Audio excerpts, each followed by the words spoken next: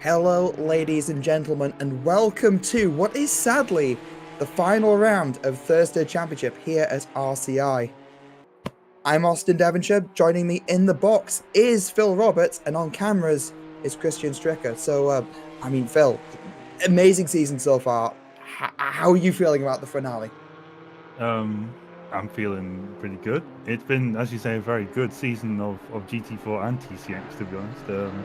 Had some great racing, some brilliant driving, particularly some, I think we had, was it last week? Oh, it was last week at Indianapolis where it absolutely just chucked it down. So saw some brilliant racing last weekend and hopefully see some more tonight. Yeah, I mean, last week was more speedboat racing than it actually was car racing, I think, as we see. That's one of the Genettas. I believe that's Matt Pryor going off into the dirt there. But no, Indianapolis, as you say, Phil, was really, really close. It's been close all season, all the way from Suzuka all the way through to Zolder, which is where we are today. A minute left of free practice, about to go into qualifying. Looking at Jordan Daly, a very technical Triple R BMW.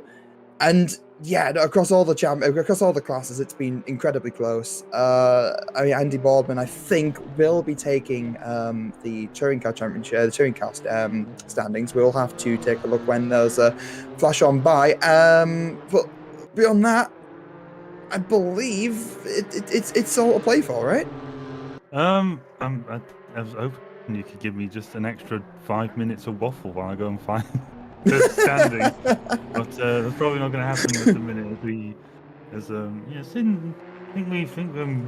said, I think we've had a bit of a Christmas holidays have started biting in at the minute. Yeah, they've started a bit early. Sadly, 17 cars, but first-hand experience from the Ginetta Champ, I think it's probably a good thing that we don't have like 40 odd cars on the track. Yeah. Yeah. In a way, it plays to our advantage. It means we can just kind of chill a little bit. We can vibe with chat a little, And at the end of the day, looking down at the list, we've still got a Razor, we've still got Bryant, the SRI guys have been, incredibly quick all season. We've got Redford, Bodman, Daly, Lawrence. We've still got McFluid, Huell, There's still some amazing names. Hellman,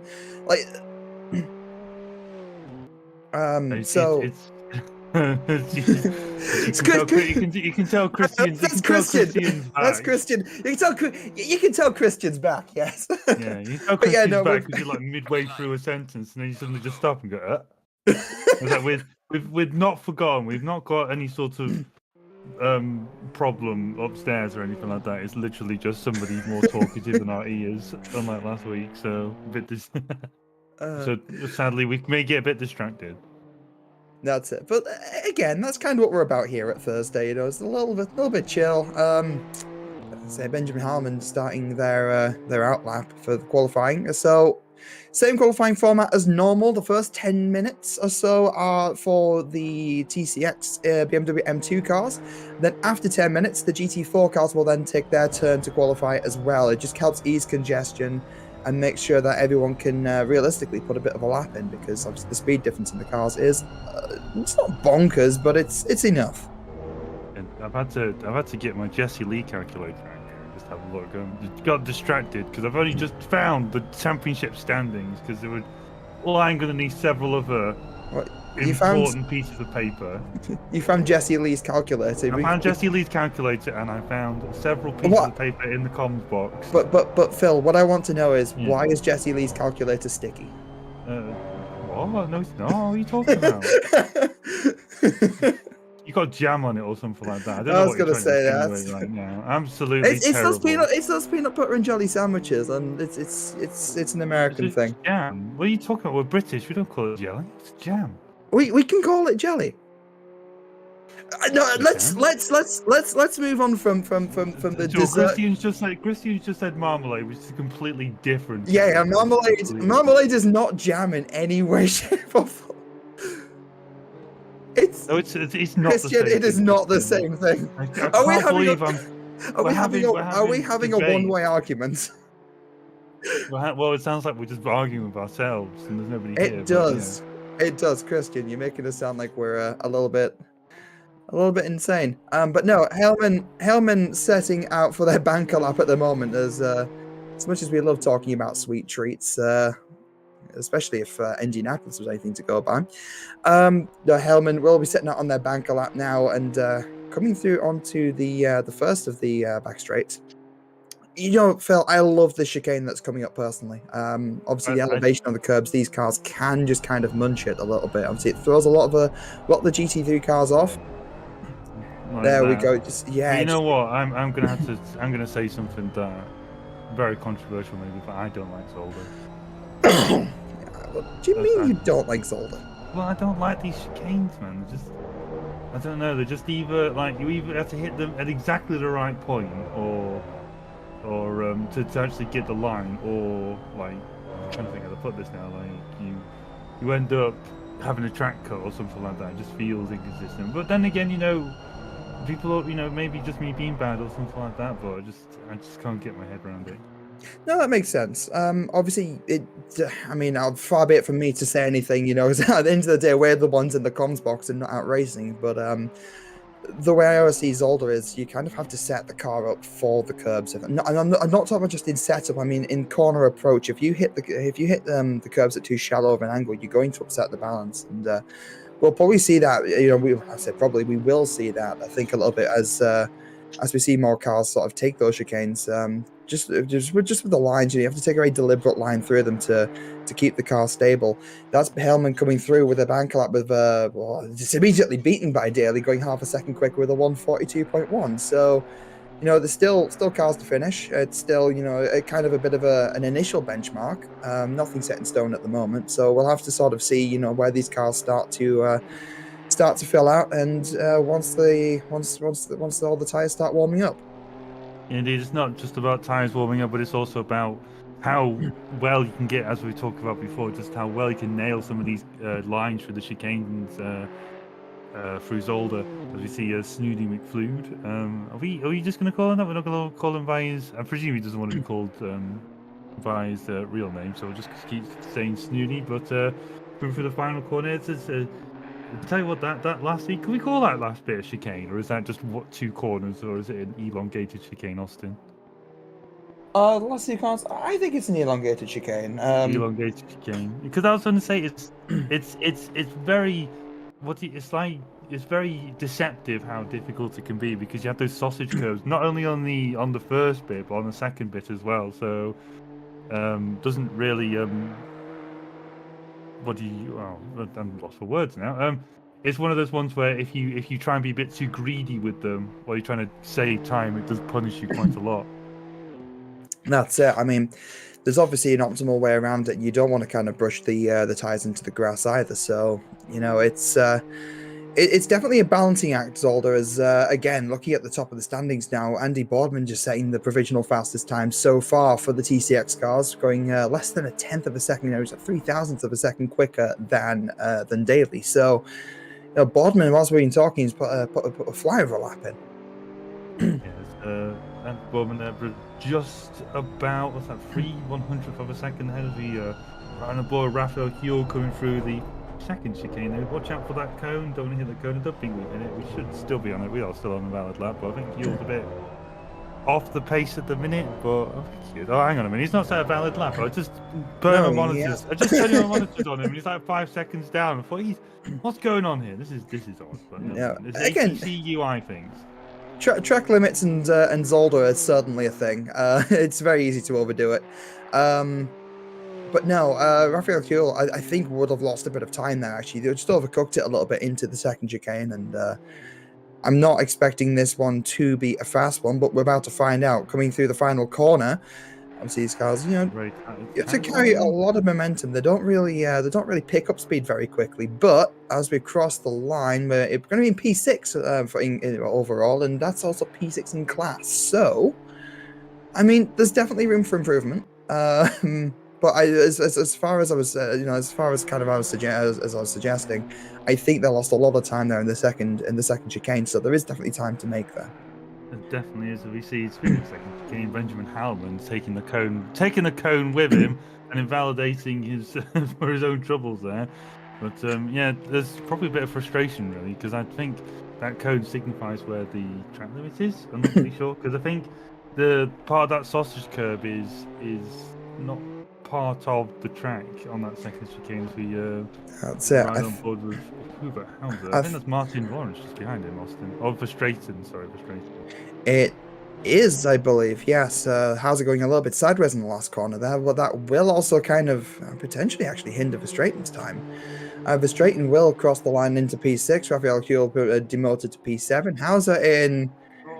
Hauser sending it. I mean,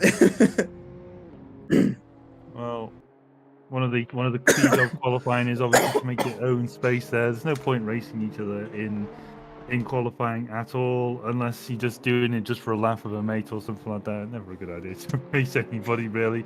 Just ruins your own lap and ruins their lap as well. So yeah, we'll see that one. Again, also worth saying, as always with Thursday Championship, no live stewarding, but will be stewarded after the fact. So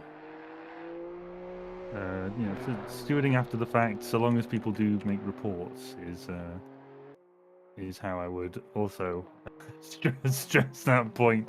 But yeah, I think Jordan Daly here, coming round the last set of corners now, or near the last set of corners. He's on an invalid lap at the minute, so what he's on right now won't count. But he's 3 temps down, so not much to do for Daly for this lap in particular. But he's still got, what are we on now, 12 minutes, so he's definitely got enough time to do another lap, Austin.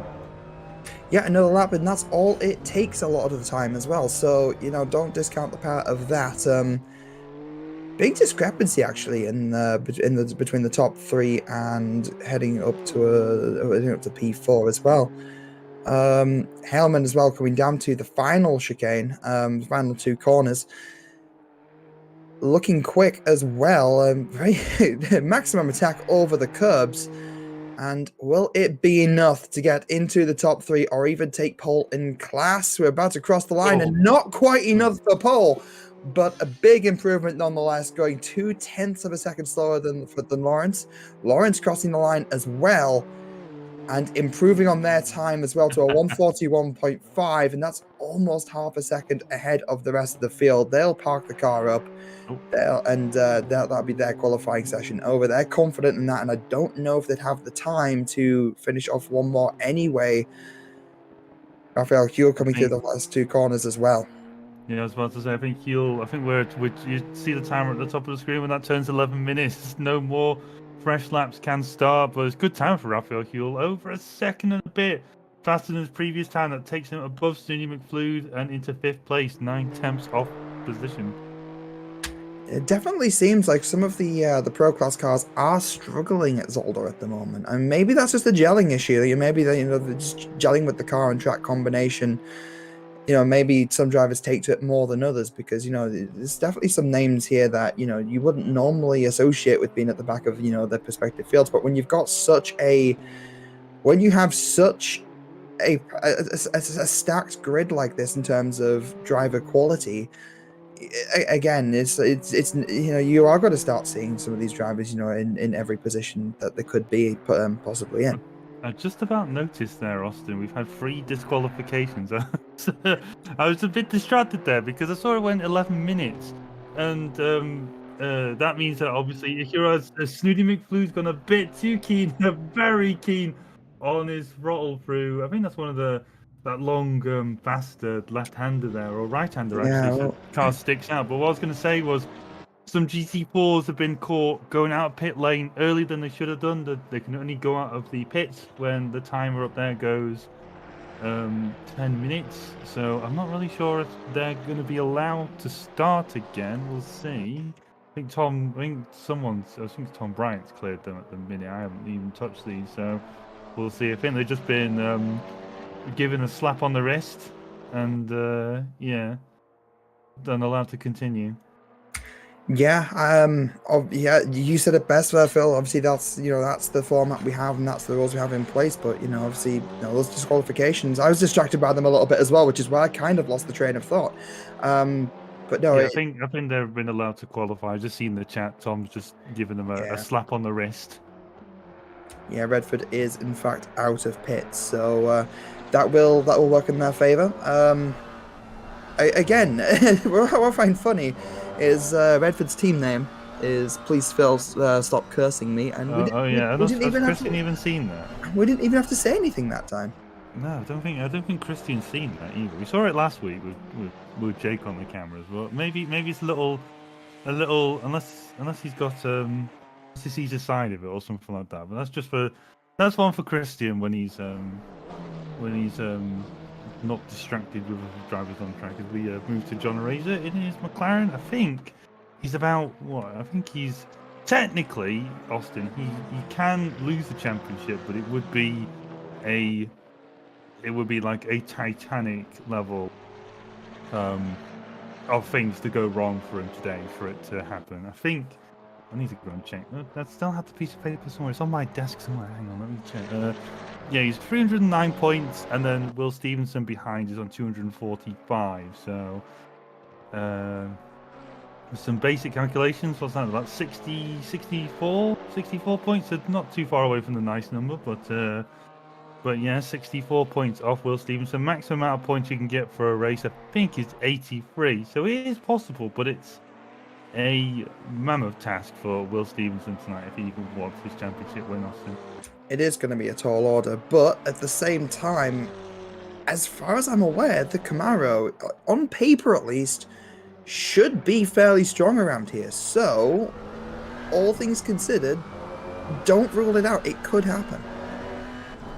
Yeah, as we come through this bit, we'll call it Snooty Corner for a bit. That one that John Razor just gone through there as he comes down to the hairpin now, full on the anchors. It's still in second gear. I think it's just to stop the car spinning, or maybe just to prevent some engine braking going on through the hairpin.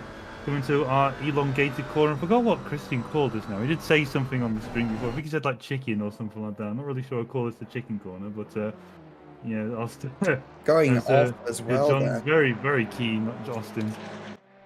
Yeah, I know John and Razor going very off in the last corner there as well, and yeah, no, the McLaren's such a weird car. Obviously, it has the automatic brake bias. It has the automatic differential as well. So obviously, it's a very dynamic car. It's a very dynamic car, but at the same time, I find it makes it a little bit unpredictable at times as well. So it's you just kind of hope it behaves itself a lot of the time, and but I suppose it is quick though. I mean, Razor's proving it, and has proved it all season.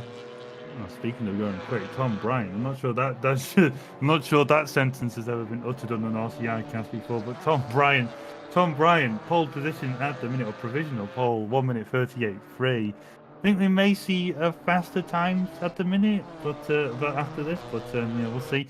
He's on an invalid lap at the minute, so he's not going to be able to improve on his time this lap. But he's still got 5 minutes, 5.5 minutes now to go. So plenty of opportunity to improve on his time. Oh yeah, I mean, the 5.5 minutes is more than enough, especially when a lap time is only 1.5 minutes. So Mike Redford, please Phil, stop cursing me, car. Has obviously, as we already established, has been let out again in the 95 Porsche, catching up to Bryant. Actually, William Stevenson setting an even quicker time, half a second ahead of Tom Bryant in that Camaro. So we were saying it could come down between Eraser and Stevenson.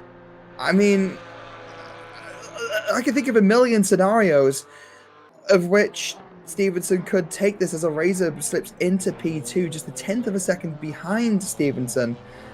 It's going to be a tall order, as we've already said, but I mean, it's still exciting. Yeah, I was going to say, I think Will Stevenson's got a bit of an advantage, I'd say, out here with that Camaro on what is effectively stilts, really, that suspension going over some of those curves, as we see Mike Redford. I said Mike Redford come through the final corner, sets a 1:39.2, which puts him 8th place. So he's 4th in class at the minute.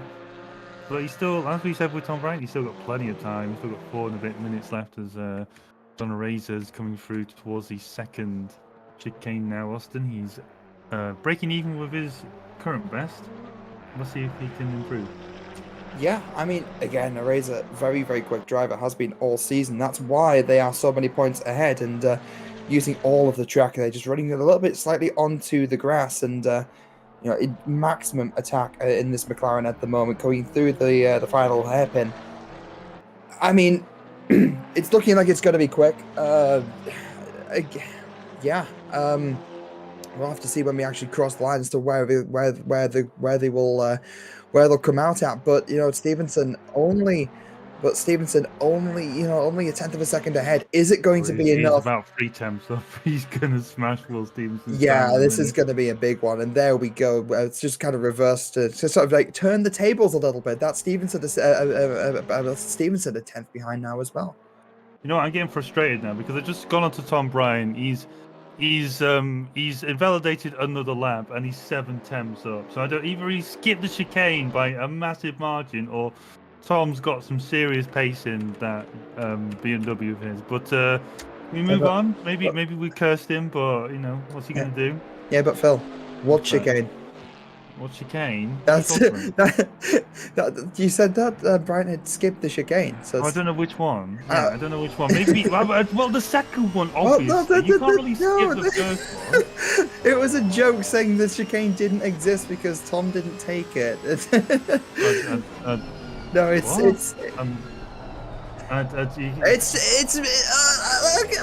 yeah. Let's. Stevens, yes. Move on. Will Stevenson just about level pegging with John Razor, and he's about 12 hundredths of a second. He's gone really deep into this corner. He may have been a bit too greedy there, Austin. I think he has actually, because his exit speed absolutely nowhere. I think he just improves this a little bit. Oh, he's not even improved anyway. Not even an improvement. Not even a little bit for Will Stevenson. Very sad. Either way, still very close, and the race between these guys has the potential to be really interesting. From Gonzalez, so yes, six tenths up.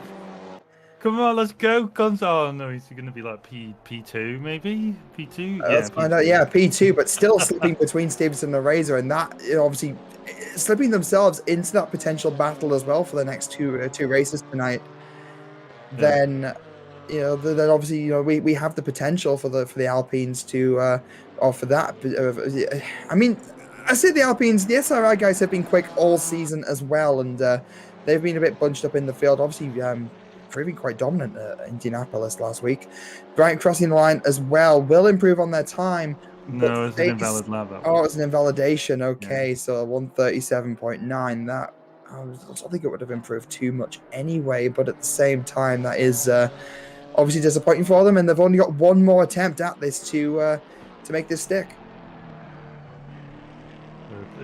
It's Super Will Stevenson now.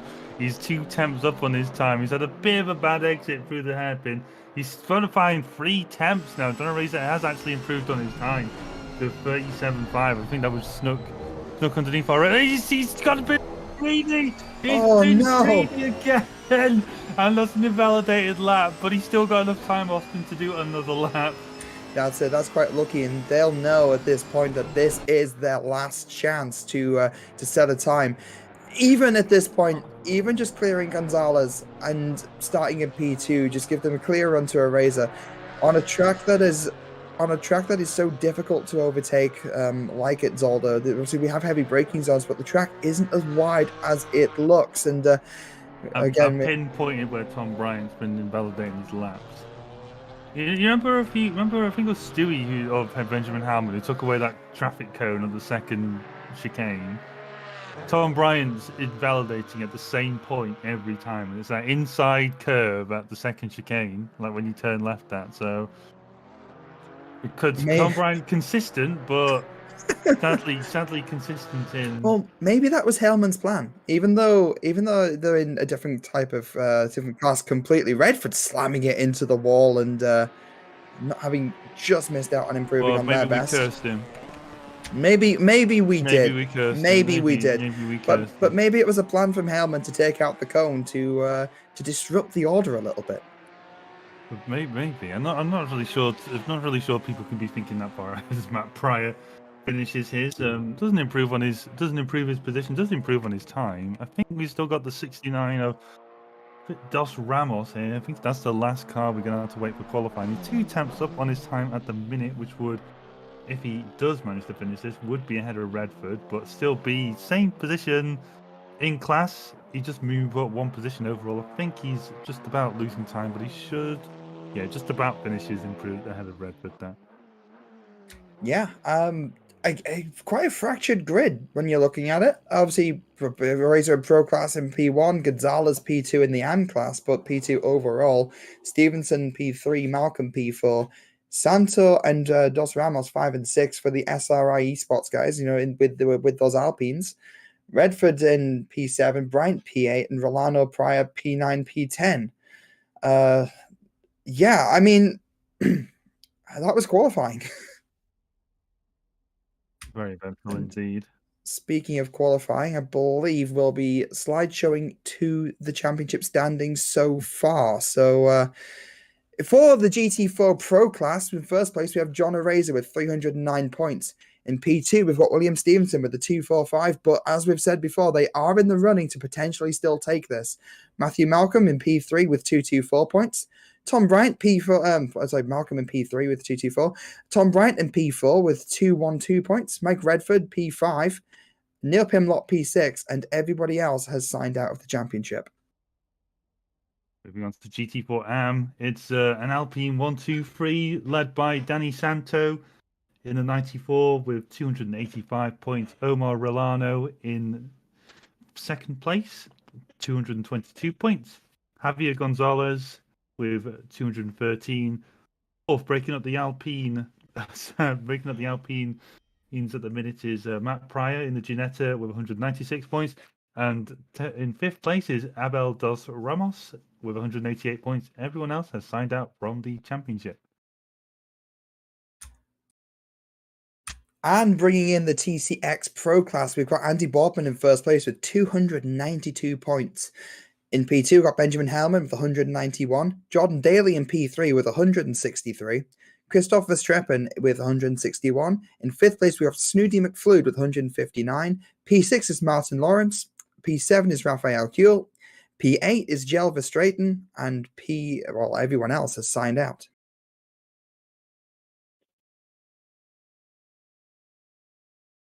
I'll move on to TCX AM 4 cars here. So Harold Klupperman in the 17, 277 points.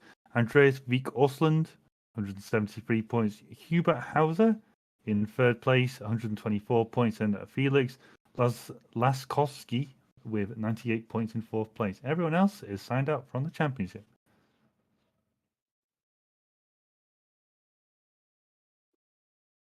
And so with that brings us to the final two races of the championship. Obviously, these events are broken up into two 30-minute races. Race 1 is about to start in just 30 seconds and before we start the outlap.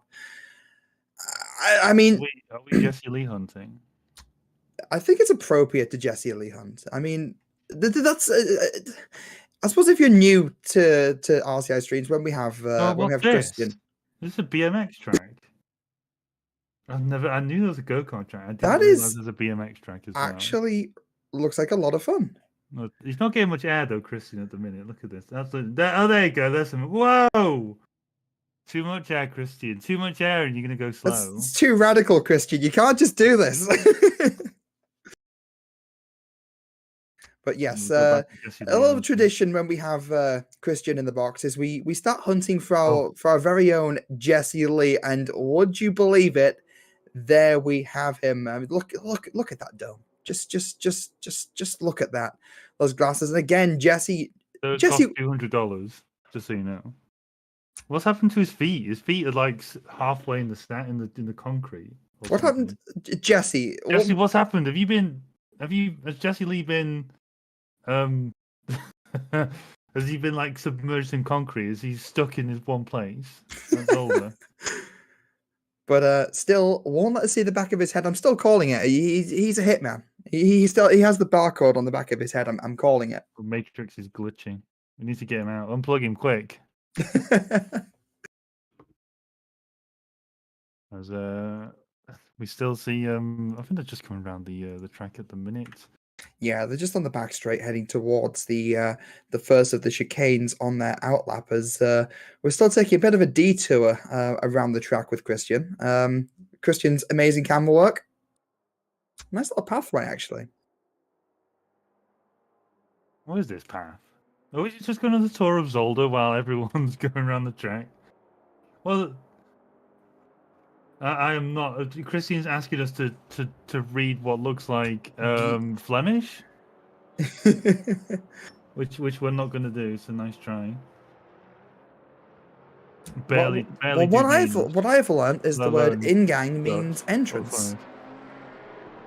I'm pretty sure it's Dutch or Flemish, beg your pardon, but it's close. Flemish is close enough to Dutch, but yeah, Dutch is one of those weird ones. I can't do the word at all. It doesn't make any sense. But yeah, maybe maybe to other people it does, but sadly to me and my English small brain, it doesn't quite work like that. English speaking small brain, doesn't work like that. So yeah. We see all the GT4s now lining up. I think they're just running double foul for the final couple of turns, Austin. That's it. I mean, I say this every stream. This is the most kind of nervous time for everyone involved, I think, especially the drivers. You know, you're just finding your grid box, rolling start, and just trying to focus on nailing the reaction time, nailing the green light, and punching the throttle, and just hoping you just get a better exit than the guys around you. Stevenson obviously wasn't able to clear that Alpine in P2, so if they want to hunt down a Razor, that Alpine is going to be in the way. And remember, that Alpine isn't going to be for points, waiting for the green light. As we cross line, there we go, there's the green. And looking at things at the moment, that is Malcolm, who is getting a bit of an exit. Stevenson sending it on the inside of Gonzalez. Gonzalez will have to switch back over the inside into the next corner. They're not making any contact so far. Malcolm taking a bit of a look, running a bit wide. That's the other Alpines at the back changing places as well. So it's still Stevenson alongside Gonzalez. Yeah, I think Will Stevenson struggling to hold around the outside of the Alpine at the minute. As we discussed a few times last week, the Alpine, absolutely one of the fastest cars to go around the corner in. And Will Stevenson's learning that the hard way at the minute, trying to get around the outside of that Alpine. And I think Matt Pryor, you just saw him up there. just saw on my other monitor, Matt Price had a bit of a moment for the chicane. We'll have to see what happens if we can with a replay. But for now, manages to recover just behind the pack of BMWs. And yeah, other than that, I didn't see any other instances. Hopefully, the replays is about Dos Ramos. There's the Ginetta then. I think I think Pryor probably didn't expect Dos Ramos to break as early as he did, or Pryor braked a lot later than he should have done, Austin. Yeah, that might have been the case. Obviously, you have kind of a gaggle of cars. As that's also to the replay. Stevenson seems to have found a way around Gonzalez, squeezing Gonzalez onto the inside. But at the same time, the Camaro will have the legs on the Alpine in the straight line. And I think Stevenson would have had the inside line anyway. But Stevenson has missed the apex and it's gone wide. He's missed the chicken. We're just hearing it on our ears at the minute. I'm not sure if that's a bit cheeky from Will Stevenson there. He's absolutely sent it through that chicane. And I wouldn't be surprised if Javier Gonzalez is asking a few questions about whether he should be getting that position back from Will Stevenson. Yeah, that would be a valid point, and the ball looked like Malcolm was sending it from that camera view there just a little bit. But no, I fully understand Gonzalez wanting to kind of contest that potentially, but at the same time, I would also argue Stevenson was far enough ahead, and and made what could be construed as a genuine mistake. So we'll have to see. That'll be a situation for a later date. Tom Bryant taking a look on the inside of Santo there as well, and going to the second chicane, not quite able to make it stick, but will have the legs coming down into the main, going towards the second chicane. Tom Bryant's a brave. I'm not sure about that one at all. He's caught a bit of the Alpine there. I'm not sure if the Alpine putting the chicane there. I was about to say Tom Bryant's very brave, trying to go side by side into the second chicane there, and I think there's been a bit of a spin. I think Dos Ramos just behind us had a bit of a spin on his own.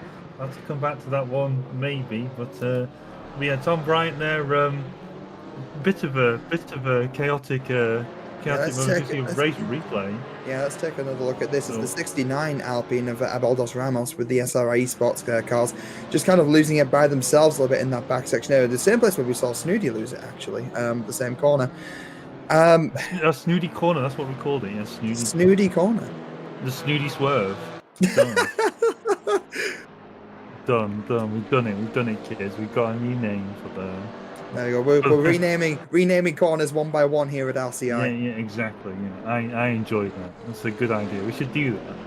We need like a database of all of the corners, because I think there's already a corner named after me in RCI, but we're nowhere near Laguna Seca at the minute. Andy Boardman's gone wide. A rare mistake from Boardman. I think he's lost 3 positions there. That's Heilman, Daly, and Huell there. And Studio McFlude's not too far behind, and I've just noticed Matt Price Ginetta's going to have to get past this gaggle of BMW touring cars, Austin.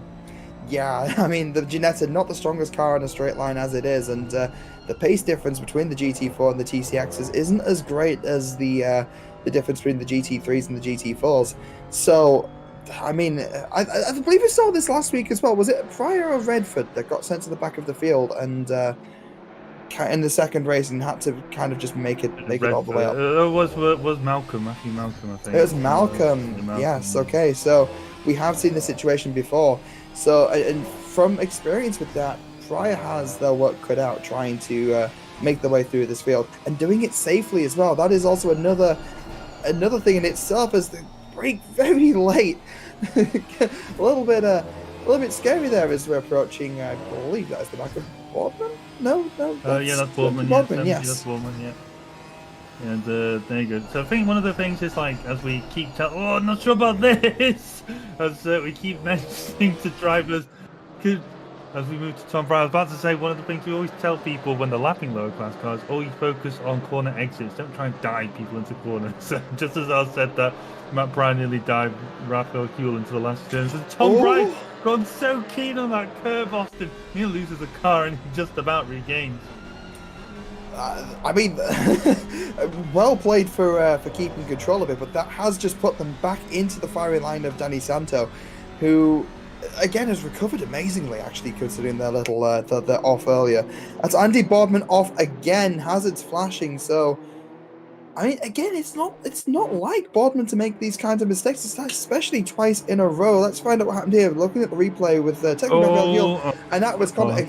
yeah, that's especially uncharacteristic for Boardman. Well, yeah, Andy Boardman there with the mistake. I think he's given Huel a position back there. It's definitely his mistake as we move to Tom Bryan on Matthew Malcolm. This is for P3 in class, P4 overall as Gonzalez, and Tom Bryan just about makes it through. I think he just has to put that power down now, a faster portion. That's a very handy move from Tom Bryan as I think that's Santo just getting a little bit opportunistic there, yeah. As I think Rolano's just about behind. And Malcolm's given Tom Bryan a bit of a nudge behind. There's a bit of touring car tactics going on with the GT4s, Austin, through the final corner there. But no harm done there. Tom Bryan's managed to recover, stay ahead of Malcolm for now. But yeah, BMW, not one of the... Tom Bryan's going to have to break a bit earlier than this Porsche because he's in a big lugging BMW. Yeah, obviously, you know, these cars do weigh different amounts, have slightly different braking systems. You know, the overall, they do perform just about the same, but certain cars do prefer certain tracks. So the BMW strength is going to be going down to the chicane here, and Tom Bryan really has to maximize the exit to try to pull a bit of a gap onto Malcolm, because otherwise, that Alpine and that Porsche will start catching up in the twist. I believe that was Bryan all four wheels off. I think that was Malcolm there. I think one thing I was about to say as well, when we talk about braking systems, you have to remember as well that one thing that's so interesting about GT4s is as we talk about how wildly different some of these cars. I'm pretty sure Tom Bryan cut that corner then, but we'll see. Maybe he'll have a Matthew Malcolm's a bit wide there. But I was about to say braking systems, but also the car's weight as well. Like heavier cars like the BMW, like the Chevrolet, can ride some of these curves so much more aggressively because they just don't notice it. It's like for some of these like lighter cars like the Ginetta and the Alpine, not so much the Porsche, but Matthew Malcolm, they're demonstrating a bit. I think Malcolm followed Tom Bryan over the curbing of the first chicane and probably thought he could do the same thing Tom does, but fortunately not, as we move to the battle for the lead now, as Will Stevenson patiently waiting behind Gunnar Razor, waiting for a mistake. Yeah, it's got to be said, though, that this Camaro is rapid around this track. I mean, as you said before, it's a very curb-dependent track, and Razor having to go defensive here, taking a shallow line, and that will grant Stevenson the exit, and the exit is what they are going to need coming down this back straight. You know, they're coming through this 90-degree left. Quite a fast corner. It's just dab of the brakes, drop down a gear, flick into the flick to the apex, maximize the exit, and that's exactly what Stevenson needs to do and has done. Looking down the inside, eyeing up, not able to make anything of it, pulling back into the slipstream to line up for another attempt. But I mean, we're 10 minutes into this race, and Stevenson is on the back of that bumper of the 699. Yeah, I was going to say, I think patience is going to be the key today for Stevenson. He's still got 20 minutes. He's pulling away from Gonzalez behind. And we keep mentioning this before. Sometimes you don't really, you know you're going to be with somebody for ages and you're about similar pace. I'd say Stevenson and Arrays are about similar pace. They're certainly pulling away from Gonzalez anyway. But I was going to mention, you probably don't want to be fighting too much because that'll just bring other people back into the fray. And the last thing you want to be doing is bringing more people into the fight that you're in. It just complicates things. You just want to just work as a team, maybe for the next 5 minutes or the next 3 or 4 laps, should we say. Just bring yourself further away from the cars behind and just see where you're at then. But it's not to say that when opportunity arises that you don't take it. I was actually going to say on the flip side there, Phil, I mean, Stevenson needs a Razor to have a bit of a shocker, really. So by compromising a Razor and bringing other cars into the fray, it might actually maximize their chances of a better result.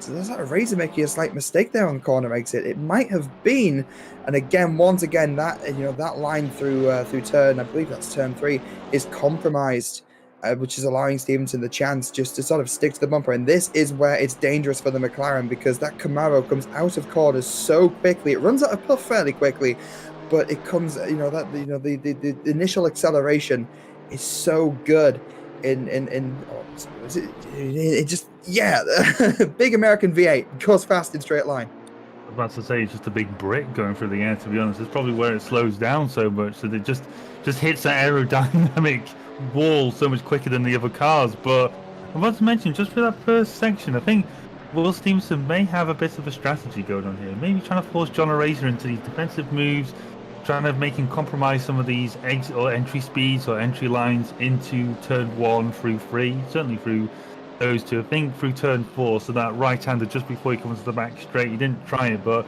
what he's trying to do is just get John Eraser just to commit early to a defense, and lose his line, that ideal racing line coming through the corner, and try and get him on a little bit of a switchback. So in other words, like, just takes his normal racing line and just gets him on exit, or tries to get alongside him on exit. He takes a massive amount of through Christian chicken curb there, Austin. through chicken. Yeah, no, that's not going to do Stevenson any favors at all. And you can see just how much further they have dropped back, and I believe that's going to allow a racer just to take their normal line through here. Really, Stevenson isn't close enough to really make a move and has to do that work all over again. I was actually going to say as well, Stevenson did actually hold the fastest lap time on the track so far, so is technically lapping quicker than Eraser, but that fastest lap has just gone to Denis Santo. Denis Santo, purple lap, yeah, as you said. Very impressive show for the Alpine so far. Tom Bryant's just ahead of him there.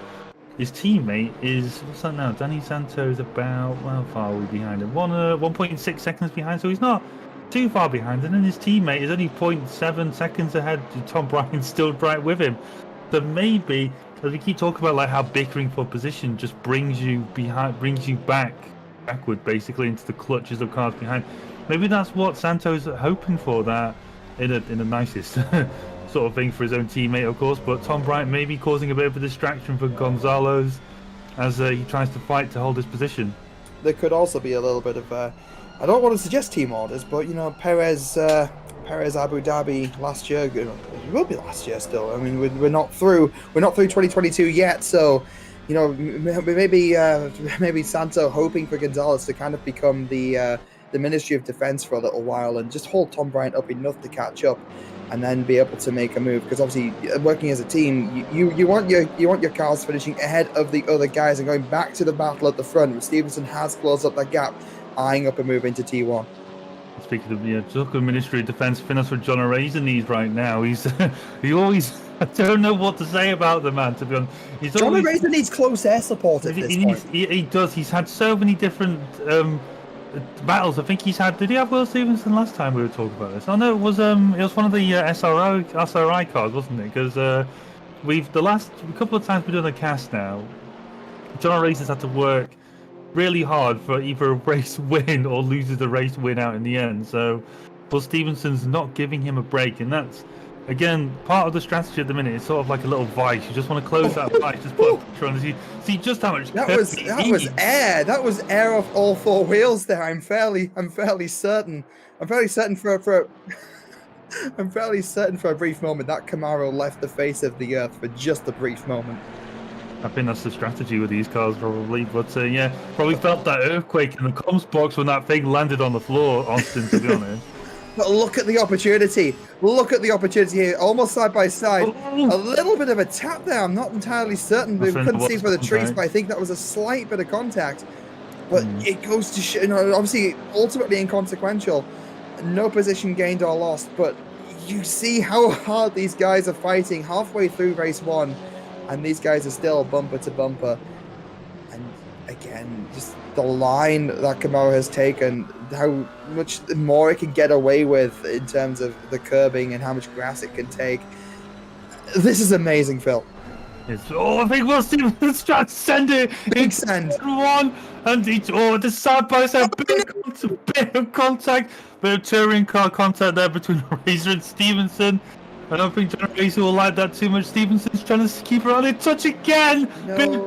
There's so much door banging going on at the minute between these two cars as Eraser just about holds on through the, I'd say, for the benefit of having the inside line for those two turns as we move to some more serene surroundings as Danny Santo. I think that's Gonzalez just ahead of him there now. I think Tom Bryant's got past Gonzalez with P3 overall. Yes, looking at the standings, Tom Bryant has in fact moved ahead into P3, and Gonzalez and Santo was actually setting fastest lap there as well. Obviously, Santo was setting fastest lap from before. Sorry, But yes, no, the battle between Stevenson and again, Ryan isn't too far behind all of this. Let's not forget that much. I think these guys are fighting hard enough that their lap times are being compromised as a result, and no, P3 is not far away as well either, and will be ready to pounce. Stevenson needs the exit here, needs to be able to needs to be able to stick to the back end of that 699. I don't think they've quite got it. I think this, the McLaren's definitely pulling away oh so slightly, but that is the back and forth that is this battle.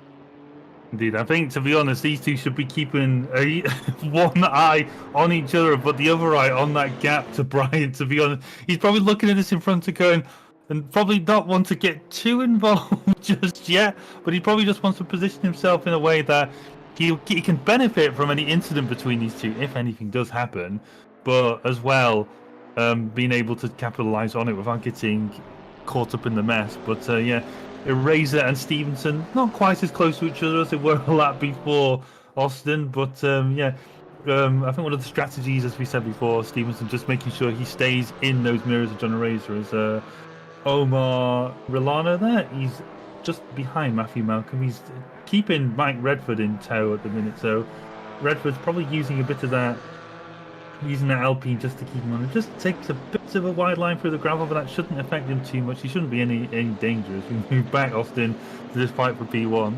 I mean, it's not often the fight for P1's the most interesting fight on the field, but here it certainly is. Stevenson opening up the chicane a lot more here and able to just capitalize on the exit, but at the same time has that McLaren in the way, can't drive through it, got to drive around it somehow, some way. Eraser defending like a madman.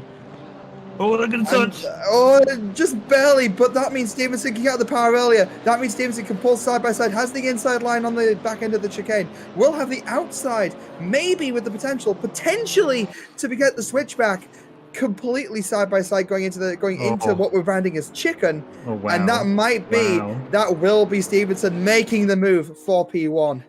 That was a brilliant piece of defense, brilliant piece of driving from Will Stevenson, if I'm being honest. So John Eraser was trying to just like shepherd him away on the outside, trying to like delay his turning a bit, but Will Stevenson keeps it on as he's just about, as we see that brilliant piece of driving, but nearly ruined it with a bit of oversteer action there from Will Stevenson. But still manages to keep him P1, but these two still bickering. That's Tom Bryant, who's only just, I think the gap was about 2.1 seconds before. It's now 1.2, Austin. Yeah, no, these guys are definitely slowing each other up, really commenting. The Razor going very wide onto the gravel there. I don't think it'll affect them too badly, but at the same time, at this pace, they need every bit of straight line speed they can get, and obviously the gravel has the friction, will suck some of that speed. Big cut there from Stevenson. And Phil, I actually wanted to bring something up. We were saying that Eraser needs to have a bit of a shocker for Stevenson to have a chance here. Track limits. He needs to retire. He needs to retire from the race. For Stevenson to win, because we're talking about like the maximum amount of points you can get from a race is about 80-ish points. Oh wait, what? Oh, cursed it. Maybe I'm not sure about this. We'll have to see, but I think John Race has to score no points in 2 races basically, but. We'll see on that one. I don't really want to say Aaron curse anything, but I think John Race has been a bit too keen there to try and stay up with Will Stevenson. He does really well though to not hit anything. Tom Bryant or the as Gonzalez behind. I think he has a bit of a tap with the wall, but to be honest, that could have been a lot worse for John Eraser. It really could have been, and I mean P5. Was that P5? It says it was for a brief moment. So going back to the race replay here as well, Danny Santos made a mistake somewhere along the line as well. Oh, that's Bryant made the mistake. I'm gonna go look at the Tom Bryant telemetry with my psychic powers and find out what Tom did. To clear up any confusion, this is also Christian in our ears as well. So obviously we're being fed a little bit of information as well, separate to. Oh, Tom gave the position to Santo. Is what I've got there. Yeah, because I've just gone back on the replay. Tom Bryant on the main straight just has his left indicator on, has half throttle, and just let Santo by. So maybe Tom must have done something to Santo to get past. That was a bit not to his liking, or to Tom, very sporting driver, as we should all stress. So yeah, I think Tom probably had an opportunity there to give back a position. I'm not really sure that's how it works, though. We'd always say if you're going to give back a position, you should do it quite quickly, because obviously it's not, you obviously don't get to have the convenience of letting somebody by when you've had the inconvenience, when you've done the inconvenience of hitting them. So yeah, so we'll have to see on that one, Austin. Yeah, we'll have to see if anything comes of that. But yeah, no, definitely interesting. Pushes Bryant down to P3. Oh, I suppose change really with the demise of a Razor, losing it through. I wouldn't really say demise. He's still P3 in class. It's not really a demise. It's true, but still participated in the Snooty Swerve. Well, oh yeah, the Snooty Swerve claims another victim. I completely forgot about that. Good memory, Austin. Oh, that's a send. That's a send. Redford. Somebody call a postman, because Malcolm has just sent that so hard. That is. It's Redford. Oh, it's Redford. It's Redford, yeah. Malcolm is just ahead again in the Porsches. I'm just getting confused between the Porsches now. I ruined your little line there. Sorry, Austin. You did. I thought it was good. I thought it was good. It was good, but it's like but you can't really use that line if you get a mistaken identity there. Well, the line's not good if there's a mistaken identity. Oh, we move on. We do, and Omar Rolano still chasing down Redford. Yeah, I mean, I just want to make a note. No, these SRI guys, they've been so quick, like throughout the season. They've been not only quick, they've been consistent too, and it's great to see these teams coming in and kind of competing together in the same split.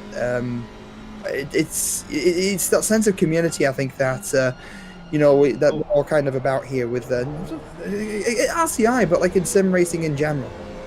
Yeah, I'd also agree with that one. They've been very impressive outing last week in Indianapolis. Obviously, they had like a 1-2-3 in both races, didn't they? Yeah, they won both races, and I believe. No, I think they had nearly a 1-2-3, didn't they? I know they won. I think they did, yeah, and it was by a good margin too. I believe at least race one was by, I think it was almost 20 seconds. So. By I think it was Dos Ramos who won last week. It was Dos Ramos and Santo. Oh, Santo, nearly said Gonzalez then. I believe it was Santo. It was because I know they switched positions from race 1 and race 2. I believe Santo won race 1, and I believe it was Dos Ramos that won race 2. But yeah, no, dominant performance last week at Indianapolis, and very consistent throughout the season so far. And I can't wait to see what's next for that team. Yeah, we'll see indeed. Hopefully they turn up again for any future Thursday champs. As see the back of Mike Redford's rear wing, as that's a very that's the sort of you want to be taking with a bit of a Alpine. The Alpine living up to its rally heritage there. Indeed, as we come into the second chicane now, Mike Redford's just about keeping it nice and together, and he'll probably just spin now and say I cursed him, but we'll see. We'll see on that one. As I think this is the closest fight on track, isn't it? As a Snooty Swerve nearly claims another victim in Rolano there, Austin. Yeah, I mean, Rolano has put work in to catch up to Redford and to stick with at this point as well. I'm not sure if Malcolm is actually holding up Redford and Rolano, but we'll have to see. 5.5 minutes remaining. There is still opportunity to make a pass. Obviously we've seen some of these guys kind of scrap at it. We've seen Stevenson and a Razor scrap at it for multiple laps. Just over half of the race even. So there is an opportunity for Rolano to make a move here. And Hellman, being the first victim of track limits with the drive-through down in P12, the 796 BMW TCX will pick up a drive-through, and that will be for track limits enforced by the game. Yeah, the Zolder track limits gets his first victim in Benjamin Hellman. I think there's a fair few people that are probably close to track limits. The amount of people I've seen, particularly for the second chicane, that have been a bit, let's just say, liberal with where they think the track limits are, Austin, is I spotted a fair few, but we'll see if anybody else gets a magic DT next to their name. Obviously, it's purely for track limits. It's not for anything else. As Austin said at the start of the race, no live shooting for this race. It's all post-race. All post-race reports. Drivers had to do little video things for their incidents, and the stewards review them. So yeah, as we see, Mike. I was noticing a little bit sideways. That was Milano, a little bit sideways. Another hidden thing with, I suppose it's not really hidden, but something we all forget about when we're actually commentating on Zolder, is its tendency to just destroy tires as well. If I remember correctly from driving this myself in the past, it's so easy because of the curbing and how violent it can be. It's so easy to pick up the tire pressure loss and. I don't know what's happened to Will Stevenson. Why are these three so close together all of a sudden? Yeah, Stevenson was hauling a bit and has dropped off the pace. Bryant making a move now on Danny Santo.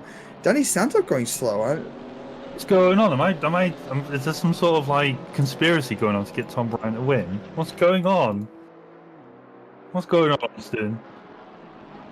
What is? I'm so confused. It's like karma. It's like the karma school of motoring. If you just let people buy, then good fortunes will. Maybe they're avoiding the smoothie swerve. The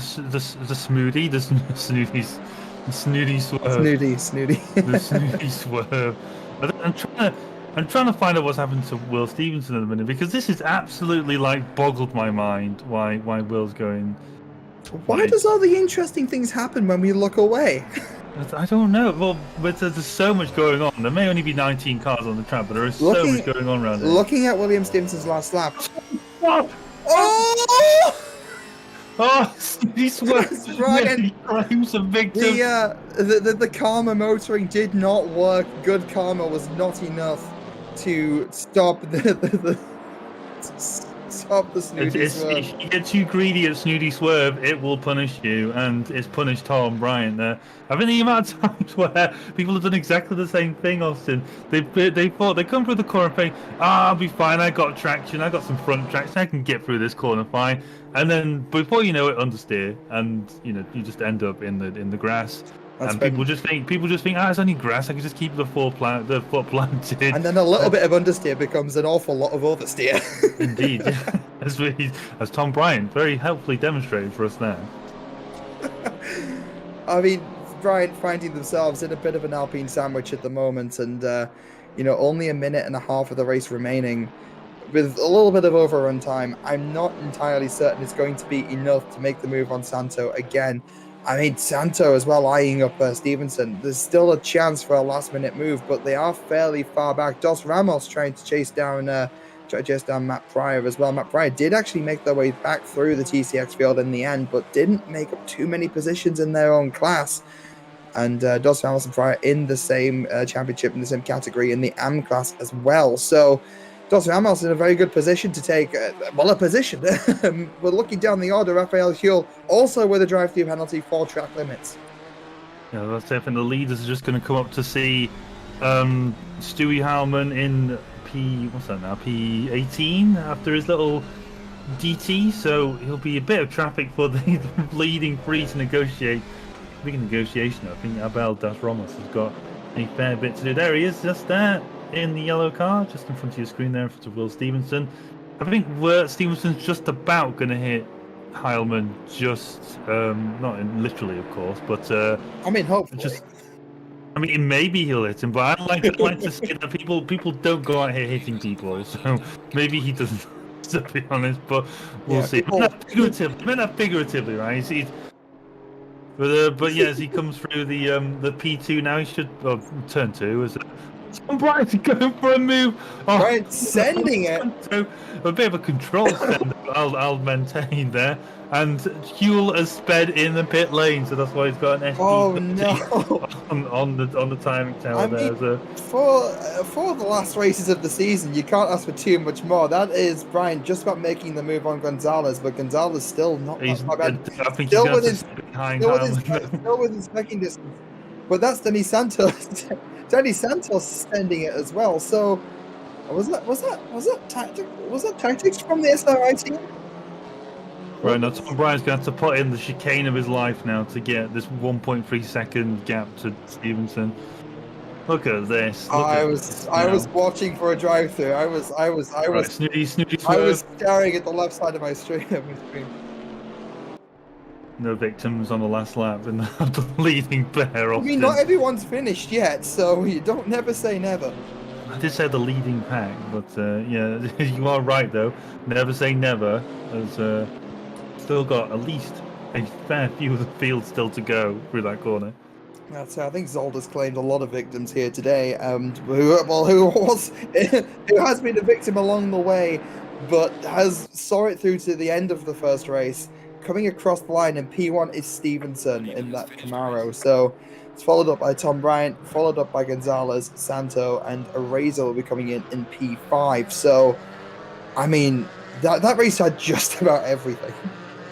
There have been some great contacts, some great racing, and several snooty swerve victims. So yeah, brilliant racing from everyone today. As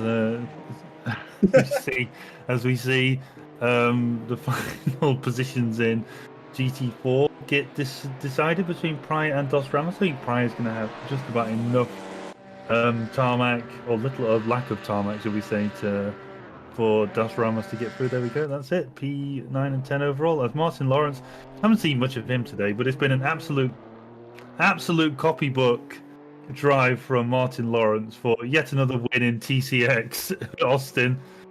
Yeah, I mean, Lawrence didn't really put a foot wrong. Obviously, Baldwin has had incredible pace, but with the consistency, the consistency is important there as well. And that is exactly what Lawrence has demonstrated today, coming in P1 in the TCX class.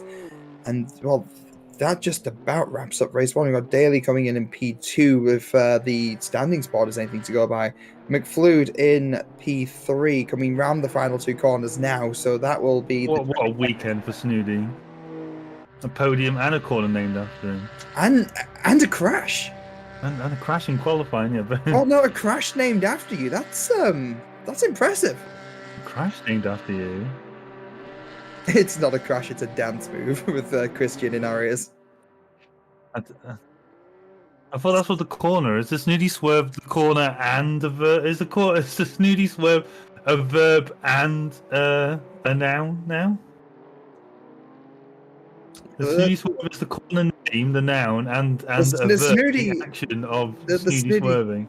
That's it. The Snooty swerve is when you're flat out, you run a little bit onto the grass, then you just lose the back end. Ah, okay, interesting. I'm gonna note that one down next time. Maybe if he watches this, he puts that on like his profile or something like that. Inventor of the Snooty Swerve. Yeah, inventor of the Snooty Swerve. It's not called a Scandinavian flick anymore or whatever it was. Imagine they're doing a controlled Snooty Swerve and being able to get the back end out, spook the cars ahead of you, cause them to kind of brake and take evasive action, pull the car back into line, and then just overtake and drive away. Now, this just sounds like some sort of move from an anime, to be honest. It kind of does, but at this... But I think Snooty's onto something. I think they're figuring it out, and this is the training arc of the Snooty Swerve anime, is it? This is it. I'm telling you, Snooty's going to make it a thing. Yeah, fair enough. No, we've not talked to him about it. We just assumed, but also, that's part of the fun. Can I point out? Delivery is cursed from the front in the best way. We're gonna distract. I don't like it. I'll be honest with you. Snooty already knows this, but I don't like his Snooty swerve on the Snooty swerve. Nearly, but I don't. I'll be honest. I don't like the obsession with making every car grill a mouth. I love it. Okay, so race one standings as I believe that car's looking at me. William Stevenson in P1, Tom Bryant P2, Gonzalez P3, Danny Santor P4, Eraser in P5, Malcolm P6, Rolando P7, Redford P8, Pryor in P9, and Dos Ramos in P10. That is your GT4 field. The TCX class cars, Martin Lawrence will be taking first place, Daly in second, Snooty McFlood in P3, Verstappen in P4, Verstraeten P5, Borden in P6, Helm in P7, Hauser in P8, and Raphael Kuhl will be finishing up in 9th place in class, but with that stop-go penalty there as well. So not the smoothest of races for both Heilman and Kuhl, but at least they made it there to the end. Yeah, indeed. Full credit to Huel there for something a bit of a nightmare, to be honest. You have a DT and then you speed in the pit lane. I think it's one of those ones where, to be fair to him, it's a bit difficult to spot the pit lane entry board for Zolder. Like when I think there's a fair few that collab that are ACC. So I think it's probably just a case of just not being able to spot that board in time. I think if you go, I think it's like if you're 5 kilometers over or 5 or 10, it gives you a DT. Anything between that and 100, it's an SG30, and anything over that is just a straight up DQ. So yeah, it's probably just a bit unfortunate on Huel's part, I'd say, Austin. Yeah, it's almost like the pit lane isn't actually technically part of the racetrack. Well, it is. Well, It's still part of an active racetrack. I mean, it still has personnel and has cars moving through it. But yeah, there used to be no speed limits back in the day. yeah, I remember. Was it F1 Donington Park? Ayrton Senna was called into pits, but was claiming the team wasn't ready, and actually for a while set the fastest lap around Donington through the pit lane. I think that is a lap record for a GP track, actually, off the top of my head. I think that still is the lap record around the full Donington track. So I don't think they use that pit entry anymore. I think it's just because it. Where did it start? I think it started a bit too. It started just after Goddard's, right? Or It just starts before Goddard's? just before it starts just before the last corner. It's one of those awkward entries now. But the old one used to be just after the Melbourne hairpin on the left. Yeah, And just but before Goddard's. it used to cut it. But I think the problem was that it made the pit lane too short for that one. But yeah, this one's I think Zolder's one's a bit awkward going back to Zolder. One of those ones where thankfully we don't have any pit stops for this race, but I think it's one of those ones where the if for cars but if you're like a car not pitting and there's a car pitting behind you, obviously your brake mark is completely different as you go into pit, so you tend to like send it. I think there's a few SRO races where somebody like overtook someone on the left hand side to get into pit, so it was a bit wild, to be honest, Austin, at some points. Yeah, it is easy. I remember my first time doing the Zolder pit lane, and I messed it up and missed my braking spot horribly, and it was not a fun time. A fun time was not had. But yeah, no, it's understandable why Raphael could have made that mistake, especially if the pit lane board had been clipped or as well. I mean, it obviously makes it harder to sort of judge where the speed limit actually starts. So cannot hold it against them too hard for that. I'm trying to see where we're going. We're hunting. Is that We're on the I hunt swear for. there's a river below us just there. Is that a river? Or am I I lying? think it's a walkway. No, we went past it. Now it's too late, Christy. Christy's trying to look down and see it. So the moment's gone. No, it's gone. It's fine. But yeah, so just so we know, this is Snooty Swerve coming up now. It's the one that punishes you if you're a bit too keen going over. I wonder how long those Audi Sport. I wonder how long the Audi Sport one's going to be there for. Well, the thing about Snooty Corner, as we're calling it, is Snooty Swerve. It's well, Snooty the Snooty Swerve is Yeah, but it's Swerve syllabus, it's crash. alliteration. Come on, you always have to have I alliteration know, in your corner. but the thing with the corner is that it is uphill, it is flat, and Well, the corner can be called the Snooty Swerve, and then the move can be called the Snooty Surf. How's that? Is that better for you? it doesn't work. Why doesn't it work? Oh, we've ruined each other's jokes. Is this the river? This looks like a canal. It's that wide. I'd say it looks like an estuary. What is that anyway? Is that like a coal plant or something like that? It might be. Well, let's leave it to the chat. If the chat knows, then they can maybe enlighten us a little bit. I'm always down for a little bit of education. We can band together with that. We can learn together. I believe those coal piles are, in fact, the whole buildings are floating. That's a new type. I've not seen that before. It's got me curious now. I don't know what's that next to it. Are we pulling up Google Maps in Phil's office? I'm only pulling up Google Maps on my what do you call it? I don't know what on earth it is. and I'm really curious what this is now. But I can hear the cars speeding away as we're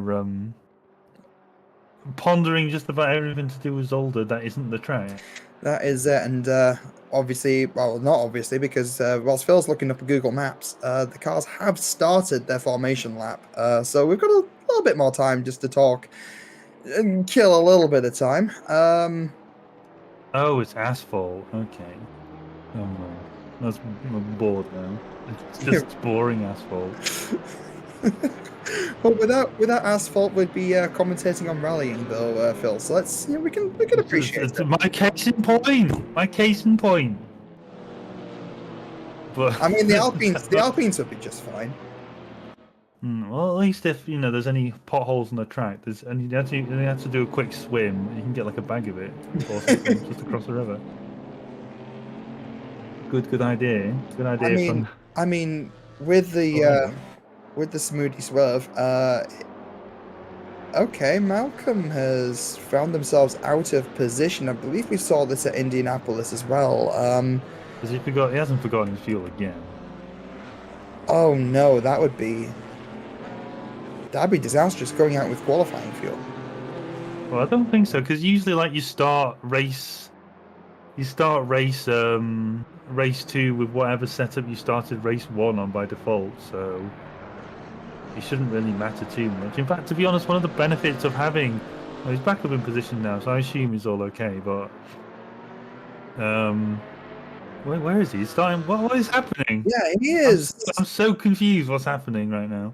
Yeah, he has overtaken the racer. He's overtaken Stevenson. What is going on, Austin? Is he trying to work out? There's probably last race shenanigans going on. Come on, guys, just do this after the race, not now. This is like Monza qualifying all over again. Nobody wants to be P1. nobody wants to win. It's just go ahead, just take it. I don't want the points anyway. It's fine. But no, it looks like the game has sorted. Malcolm is accelerating. Okay, he's in the. Oh wait, I think he's distracted by something looking at that line. But we'll see. Hopefully, he's not too distracted for the start of the race. Hopefully that hasn't also triggered like a drive-through though as well. We have seen that before in the past where if you become too far out of position, but then the game can be a bit awkward like that sometimes. As we're waiting for the green light, speaking of the green light, there we go, there we have it, full throttle, and Stevenson with a flying start, already up the side of Gonzalez, and already making the mistake P3 to P2, dispatching the Alpine, and now can focus on that fight with a Razor once again. And we saw how that worked out last time. Tom Bryant and a bit of a battle there with, I believe that's Redford, and that's the Alpine to the free wide. Yeah. Oh no! Okay, just and that's collected on the other SRI cars as well. I think Tom Bryant uses Jedi mind tricks or something like that, right? Then still, I think that's just all the touring cars bunching up, trying to avoid that. Tom Bryant millimeters away from being involved in that one there, but yeah, I think that's severely unlucky on Mike Redford's part. We didn't even mention him that time, Austin, or maybe you did, but we didn't mention it. Like, I know he's going well. He just somebody call the police because I think we've just witnessed a murder, and that'll be Rolano and Santo and Redford at the back there as well, and I believe Pryor also got caught up in that mess, and Christian pulling up the race replay for us. Let's actually see what happened here. We're going 3 wide, going down, I believe, into turn 5. Bryant was not involved. It looks like it was between Redford and the 94. The 94 loses control, takes out the Ginetta and the other SRI car, and the other SRI car gets that's not a snooty swerve though. Oh, back up at the front there. Back up at the front, Austin. Sorry to cut you off there. We see Stevenson and Raider going for round 2 now, as Gonzalez just follows behind.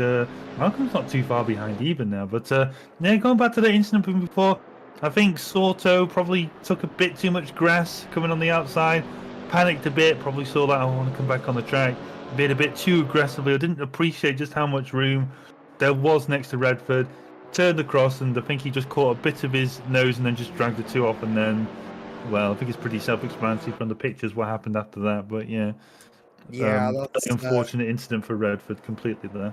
yeah, that happened so quickly as well. It was like it's one of those incidents where you don't really get a whole lot of time to even react to it. So it's just you just got to sit there in bewilderment, just taking it in along with everybody else. But no, that will be two. What is going on here? What? That was Redford Oh, getting that's a little Redford, bit. Snooty, and Martin Lawrence. An absolute mess this is. What has I know this is the final race of the season, but what is this? Let's take a look at this again. And that's Snooty going a little bit wide. Redford I think. taking completely Oh, onto the grass, goodness having me. to avoid the barrier, clips the barrier. That looks like that was Malcolm. That looks like Malcolm had got caught No, into the got caught and deflected off of the barrier. No, it was Redford. That it was was Redford. Redford, yeah. So Malcolm's a nice P4 at the minute. that is true. More than anything. That is true. No, I you're think, right. But I think either way, that looks like Redford got deflected off of the barrier. I'm not sure what they were doing on the grass in the first place. So I think what we saw there, Austin, sorry, was I think Snooty or one of the BMW touring cars had a bit of a bad exit because he went over the what do you call it, the gravel coming into turn 4, I think it was, and yeah, so see a bit of action here from Stevenson and Eraser. Not really much going on here. There's a lose track of where I was, to be honest, in my thought. But so, yes, it was mostly Redford trying to gain an advantage there. But again, 3 wide just leads to bad times for everyone. that's it. I said before, this track is not really wide enough to do that. And for a lot of these corners, like the chicanes, there's only one line through. Stevenson, having to keep an eye on the mirrors there a little bit. That's Gonzalez and P3 looking to kind of join the party a little bit. Obviously does have it in terms of lap time. Stevenson, and talking about lap time, Stevenson does have fastest lap of the race so far. Not that we're too far in and there has been incidents.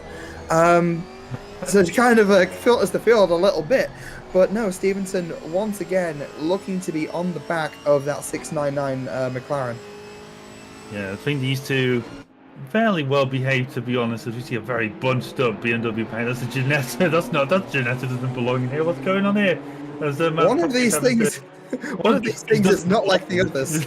Yeah, very good. As we see Matt Pryor get through, I think that's nearly all the BMW fans. He's around the outside, and he's just going to end up making sandcastles out there on the gravel track, Austin. That's 2 races now. We've seen Boardman make these really uncharacteristic mistakes, and I don't know if it's pressure. I don't know if there was a slight bit of I didn't see any contact, but they were bunched up, so it doesn't take a lot to kind of just nudge someone a little bit too far on. So not sure what happened there, but it's very uncharacteristic of Andy Boardman. We've seen be so consistent all season to be making these mistakes 2 races in a row. Yeah, well, I think it's mostly probably as well. I don't really think there's much pressure. I think last time we checked, I think Boardman was quite comfortably ahead in the championship. So I think it's more just to relax. As we see, Lawrence, he's been involved in a bit of an incident. But I think looking at his pace from last race, he's not actually no. Actually, nearly up into P. This is a battle for P2 in class because that's Benjamin Howman in P1 overall of 4 touring cars just ahead of him there. So Martin Lawrence, despite getting involved in an incident with Mike Redford and I think Snooty McFlude, it's not been a bad recovery so far from Lawrence. It does not, and this could get dicey. Like these CCXs can really race close as well. So again, dicey is probably the right word. I think if we're about to see another one of these is not like the other, you can just notice there's a black car at the very back of this queue, which shouldn't be here. I'm not sure you can see it, Austin. We'll probably see it on one of the longer cameras. If we stick with these, Austin, we'll spot the. Oh no, he's just giving the game away now. But Christian, ruining the game, ruining the game. It's the Alpine is such a small car compared to them. It's the Alpine is tiny, and there we go, just kind of hustling the way through. Oh, this BMW is so fast. Why is it so much faster than these touring cars? What was the contact? A little bit of contact there, a little bit of tagging, but not an awful lot. It isn't going to change anything in the grand scheme of things. And that is also Stevenson still hanging on to the back of a Razor. We saw it was around about the halfway point in the race where Stevenson was finally able to make a move onto the McLaren. So again, it's that job of just sizing it up, just trying to create the space, create the opportunity, kind of put the pressure on Eraser, which again, Eraser gets another chance as well to defend. All 4 wheels off the ground, and I said chance to defend. I said chance to defend. There was no defending against that. That Camaro was not a race car. That was a spaceship. You can't defend against the Monch. That's all I'm saying there, Austin. You can't defend against something that's a bloody plane.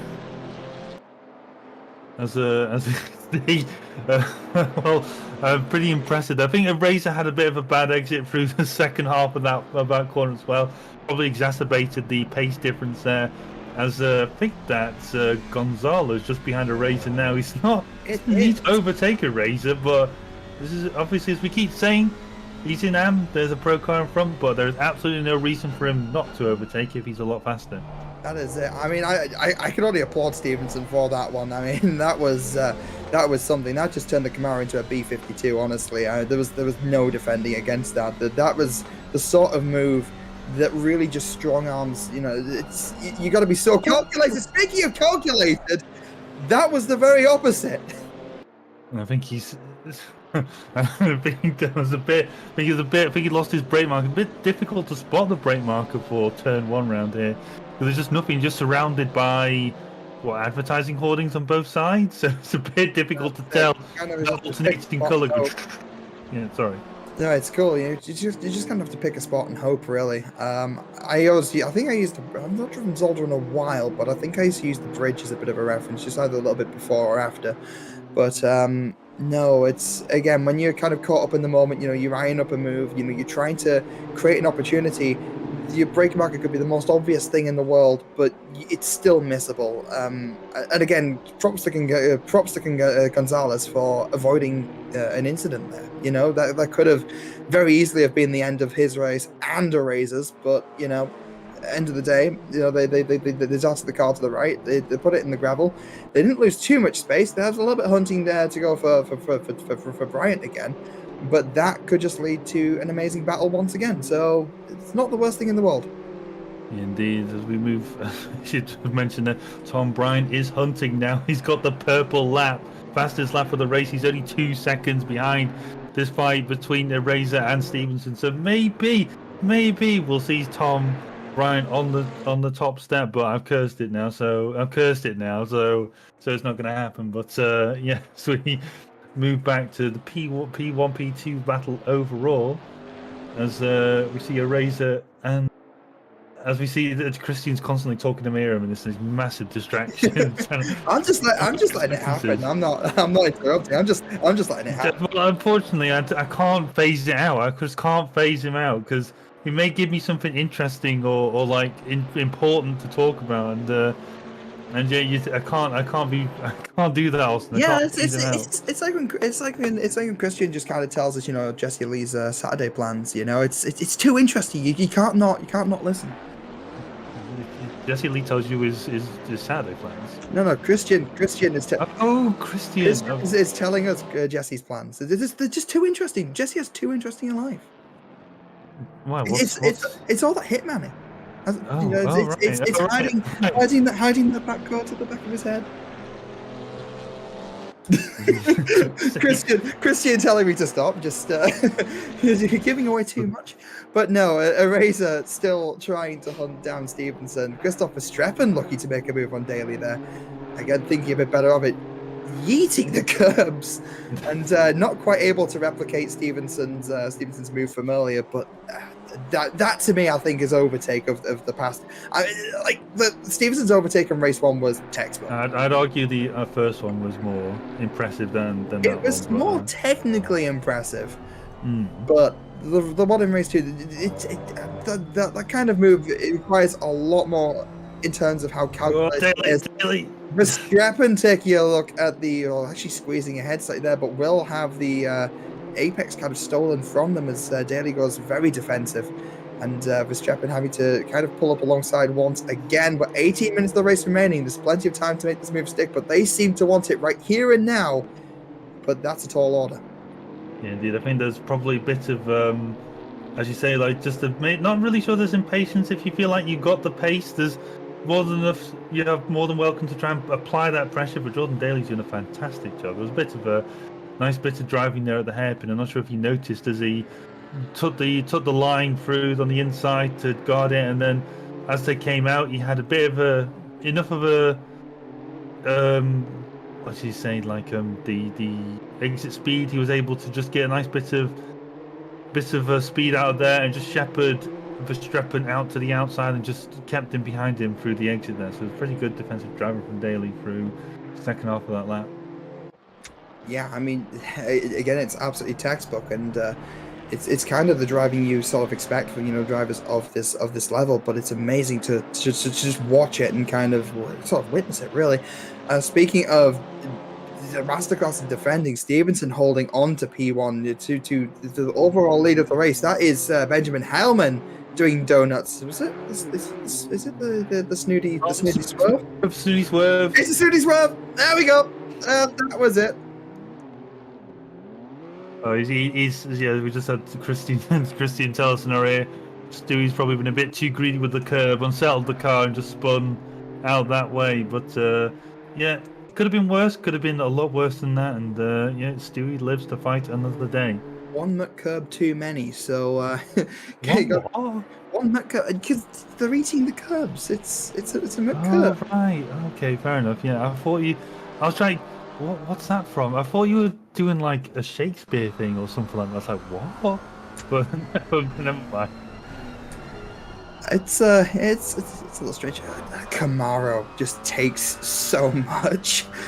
Tom Bryant with the fastest lap of the race, by the way, and down there in P3, 2.3 seconds behind a Razor. So not incredibly close, not too far back. A mistake from these guys. Definitely enough to capitalize. Oh. Yeah. So Christian, my ears again, just calling out the snooty for Stevenson. Almost happened, not quite, but no. So is there anything else we can call the snooty? The snooty send? Does that all work? Well, has Snooty done a huge send yet? I don't know. Well, it just works. There's alliterations. Oh, that's Stevenson going wide, just outbraking themselves. Actually, in a way, has actually increased the gap between themselves and the Razor. We saw this in race 1, actually. They're missing that apex and creating a bit of distance between themselves and I believe it was Gonzalez. But again, that advantage will not last though. Razor pulling in, going for a gap on the inside, having to slam on the anchors. Stevenson parking it on the apex a little bit there, just wasn't able to carry the momentum. A Razor almost misjudging that. That was almost contact between the two, and Tom Bryant will be absolutely loving this. Yeah, I think Tom Bryant's probably got a bit of popcorn on the side seat of them, and he's just watching this as he just leisurely drives up to the back of these two here. I was about to say, Stevenson had a bit of a. I think he's always had a bit of a moment for that last turn. If he had one at the previous race when he was in P1 as well, I think. Or was it? I think he's had one for the first chicane as well. But yeah, these two definitely bickering. I think Tom Bryant's probably been a bit too eager with track limits through with the second chicane there. But as we come into Snooty swerve now, bit of a. I think the perfect line through here is just giving. Maybe do you need to give the grass to oh no! Guys, we're racing, not rolling. What that's Tom Bryant pulling into the lead. To quote a great driver and a great man, what are we doing? Racing or pinball? What are we doing? Racing or ping pong? And that is Tom Bryant making a mistake in the final quarter. And that's Stevenson pulling slightly alongside there. I believe there is some overlap in the two cars. Stevenson tossing to the Stevenson sending it completely. And will Bright be able to get the switch back? This bickering is just giving Razor a chance to catch back up. Not only a Razor though, Phil, that is also Gonzalez onto the back of a Razor as well. So this has now become a four-way fight for potentially what is all the podium spots and the lead. I see your Gonzalez and I raise you a Dos Ramos just in the background there, so maybe we can turn this into a five-way for the final one. But yeah, pretty interesting line for Tom Bryant through turn 1 as we see the two heavy. Look at the amount of curves these two take. That BMW just took flight. I think Tom just given up. He's like, well, sod my wheels, sod my suspension, and sod the steering rack. We're just going to skip over these curves. Well, we saw Tom flashing the lights completely. That wasn't an anger flash, by the way. That was cycling. That was cycling through headlights off to regular beams to high beams to off, and just spamming the light. That's definitely flashing. Is it? That's flashing, but down the main straight they were just toggling the lights the light cycle. So maybe trying to distract Stevenson a little bit into the braking zone, and maybe that's what the flashing is about. So a little bit of tactics coming in there from Tom Bryant. Well, we'll see. We'll see on that one. I think Tom just has to give Will a bit of pressure for here. He's probably seen a few times that Will can't do the final to Christian Cinema here. Punt him. It's like, no, we don't punt here, Christian. When in doubt, resort to violence. well, you know, we're not technically in touring car. We're quite close. Tom Bryant definitely is in a touring car with that BMW, but yeah, so we'll see the two really heavy cars. So we'll just see again as we come through towards these next two fast right-handers onto the back straight and onto the first chicane. Just going to see just how much air people get. We're going to do that thing. I'm not sure if it's Rally Finland or Rally Sweden where they have like a competition to see who can go the furthest. A particular jump on the stage. I'm not sure if you're aware of that one. I think it's either Sweden or Finland. Yeah, I have seen that, and I think one of the jumps was branded the Colin McRae jump, if I remember correctly. Which if it isn't, it should be. Like, it makes perfect sense because that is a very Colin thing to do. But I believe maybe the chat can. Oh, that's. I mean, that was contact, but again, when does it end? When? just when Christian just shouts snooty every time that camera pans up. There's a send. Oh, I don't think. Oh, we're just dissolved. We're just like devolved into just shouting at the screen at the minute now. Just shouting sentences, just shouting words, just shouting one-word sentences at the screen for this fight. Half of me wishes you guys could hear Christian right now. Half of me is glad you can't because it just makes it all the more entertaining. I'm very conflicted as to what's the best. The amount of expletives that we got shouted down by Christian when Tom Bryant lost the lead. Oh wait, that's it! From the inside, not able to make it, losing the back end just a little bit, but what? Oh. It's just so. It's like just every time there's always a little mistake from Will. There's always an even bigger mistake from Brian just behind. So we'll see. And Razor's now only 0.1 of a second behind Tom Bryant. Now he's hungry for that P2. Austin. That is Bryant really needs to capitalize that exit. But again, fastest lap of the race so far. So Bryant is laughing at a pace. But we're about to find out who's going to get the better exit out the chicane. Bryant! Wow! What's going on? I mean, you have 3 track limit warnings for a reason. Use them as a resource, not a warning. Do not listen to him. We do not condone. But I believe, from what I've seen, track limits that way. But from what I've seen of Bryant, there's no way they're not on their last warning at the moment. The next track cut that Bryant does, I believe has got to be that drive-through, and there's still 9 minutes of the race to go. So, you know, I can't believe you just said track limit warnings are a resource. I mean, you have 2 of them that you get away with for free. So you should not be using them as a resource. The chat, do not listen to him. He's a bad influence.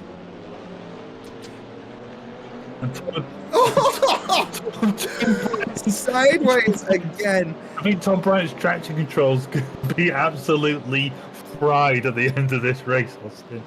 I think it's screaming at them. I think the traction control is going to need a therapist by the end of it. It's been punished and abused. But no, I mean, again, leaning into the traction control is a legitimate way of driving these cars. And it's doing. I mean, Bryant's in P2, so it's doing something for them. Is it that meme? Like, my therapist said Tom Bryant doesn't exist. Tom Bryant exists. In the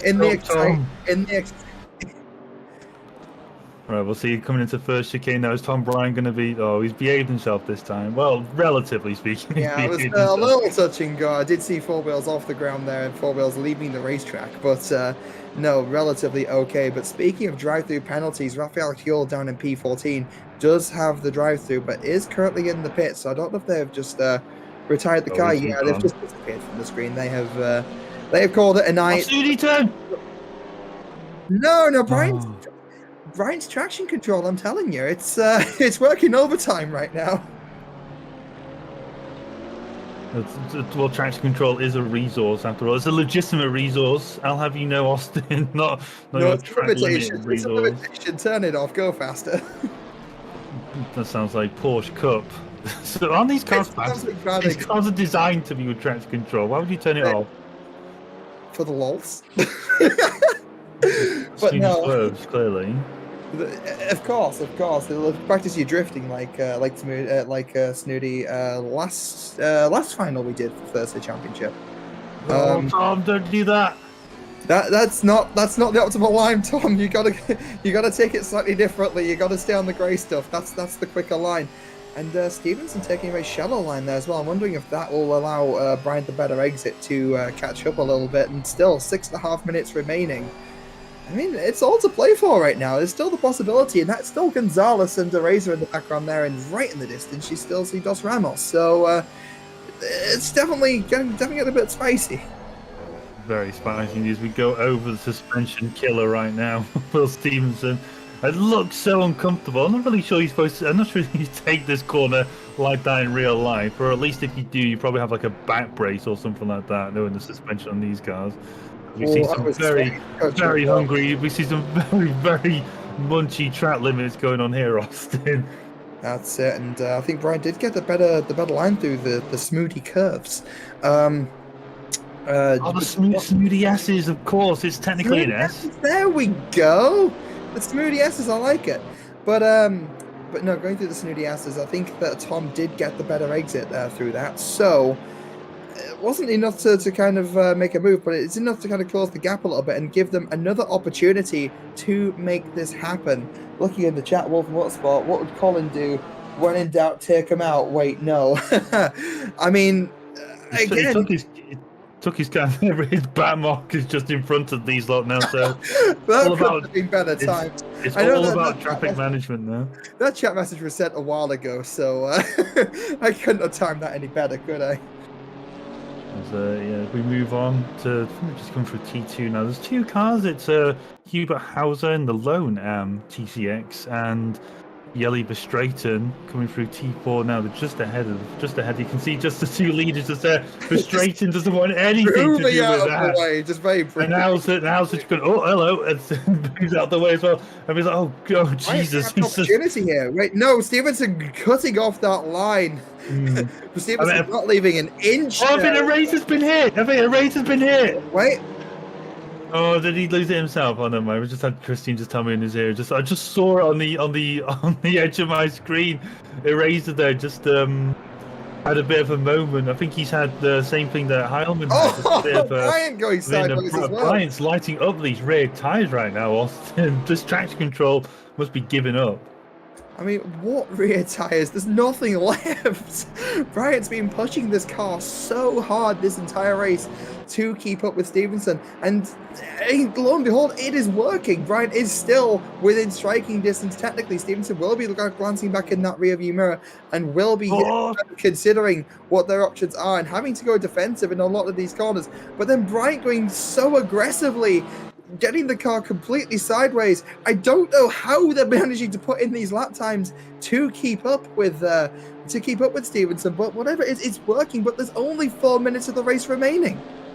Yeah, it's only 4 minutes. What's that, about three laps to go, I'd say. So it's definitely very comfortable 3 laps. So 2 laps at the line. So next time they come around, 2 laps to go, I'd say. As we move on to see more serene views at the minute, as we see Jordan Daly P2 in class now and Verstappen P3 in TCX, and then there's Andy Boardman just behind champion elect, I would argue.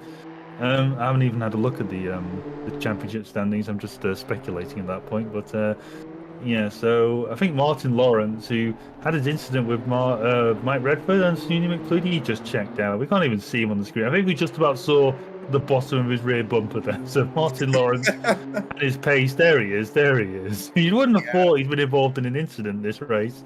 You really wouldn't. I mean, let's be honest. I think everyone has gone to heck and back really this race. It's been carnage. I mean, what a way to round off the season. I mean, you couldn't ask for too much more. I mean, There's been some great driving, to be honest. I mean, Andy Boardman's been in the war, should we say, this race so far, but yeah, he's struggling to get past. He's only got, I mean, to be honest, the podium position's just in front of him there. So despite all the struggles he's had this race and last race, he could end this week, or this, nearly said weekend then, it was a bit too literal, but yeah, he could end this Thursday on a positive as Jordan Daly and Verstappen continue their fight.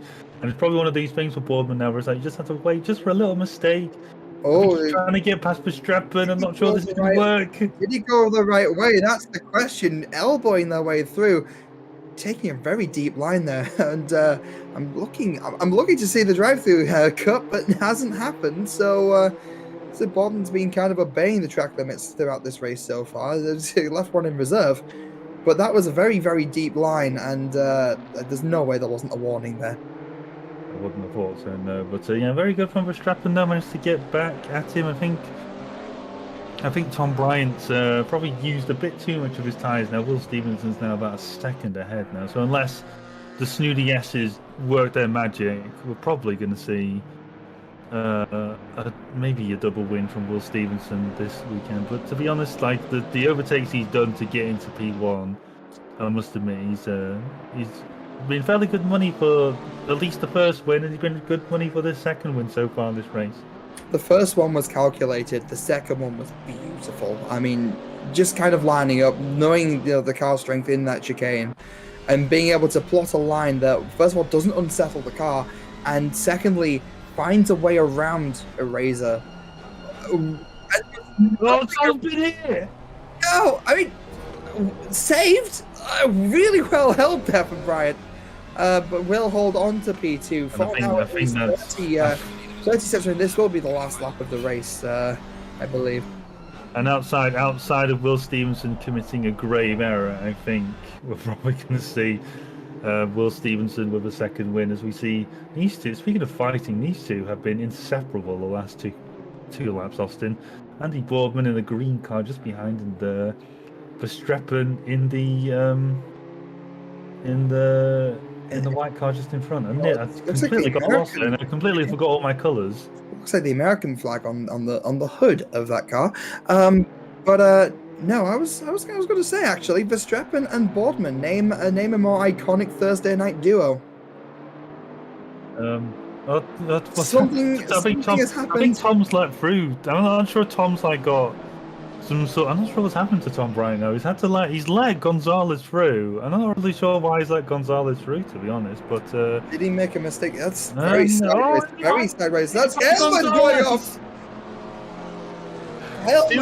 Stewie's been hit by Gonzalez. And that's a snooty curve as well, and Tom Bryant's going for the centre of Gonzalez. Why did he say the centre? Overcooked it, and that is a Razor getting by as well. John Eraser says, thank you very much there. Absolutely brilliant opportunistic driver from John Eraser to get P2, and Tom Bryant fought for P1 for nearly the whole race and ends up P3. We're about to see four cars finish pretty much within a second of each other. That's got to be one of the closest races we've had in a long time, at least on Thursday night. It's 1.4 seconds between the top four, though, I'd say. But yeah, still, it's very close. Not saying it's not really, close. Really tight. As we speaking of a close battle, here's Daly, Verstappen, and Boardman still fighting for P2, 3, and 4 in TCX class, respectively. Austin. There is still half a lap to go, and a few overtaking opportunities, so this could go either way. Daly looking in the rearview mirror, having to hold off, go defensive, looking at the two of, let's be honest, some of the fastest drivers we've had come through here on Thursday night. Looking back in the rearview mirror and having to what? The last few corners, Verstappen getting very, very antsy on the back end of that BMW, moving to the outside, going for a move, maybe trying to go for the apex. Daly having to go ultra defensive. It will work. Verstappen will be behind, but there's still 2 corners, and the switchback is still a thing. Daly's taking up the middle of the track as he moves to the inside. Verstappen's going for a little send. I think that's a bit too ambitious there, but yeah, probably thought better of it, and probably just going to finish behind. Daly's given a bit of a thanks there. The indicators is a brilliant race from all 3 of them there, to be honest. 100%. Do not. There's Martin Lawrence's. I think we just soon passed Martin Lawrence's car. I Or is that Martin Lawrence's car just there? No, it's there. It's that little blue and it's behind the green. It's behind the yellow flare. We got to do something about these flares, but no, that will be obviously William Stevenson will take P1 overall, and that is Martin Lawrence taking P1 for the GT4 class. And that was Malcolm coming in a little bit hot there. No way I can get that one wrong this time, because I believe Redford isn't in the race anymore. So I think after that incident with the TCXs, I think he's pulled over. There is an apology from Redford in the chat as well, so they do take some fair play there. So yeah, no, with that concludes Thursday night, at least for this season. So I know, Phil, I know I'm sad too, but it's not over for RCI. We do still have well, at least till the end of the year, because we still have Night Owl on the Saturday. And we also have if you guys want to get involved, we do have the iRacing inaugural race at Laguna Seca this weekend. So get yourself registered. I believe there is a link in the description below for new accounts. There is a subscription code that there's a registration. It's for new accounts only, though. Just to stress that point. It is for new accounts only.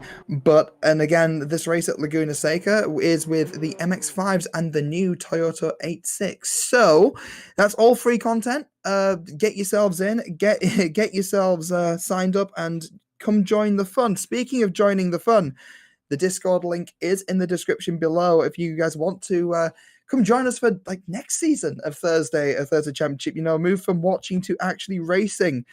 It's again a great community, a lot of fun, and we have servers for every skill group as well. So now the Saturday we have the Night Owl broadcast as well, and I mean for us on Thursday night, this is the last one until after the new year, guys. So yeah, it's sad. I just want to say a massive thank you to our partners as well. AK Informatica, they help keep the lights on, basically. They help run our servers. It's a huge shout out to those guys. A huge shout out to Driver 61. You guys want to try and find that extra couple of tenths, extra couple of seconds.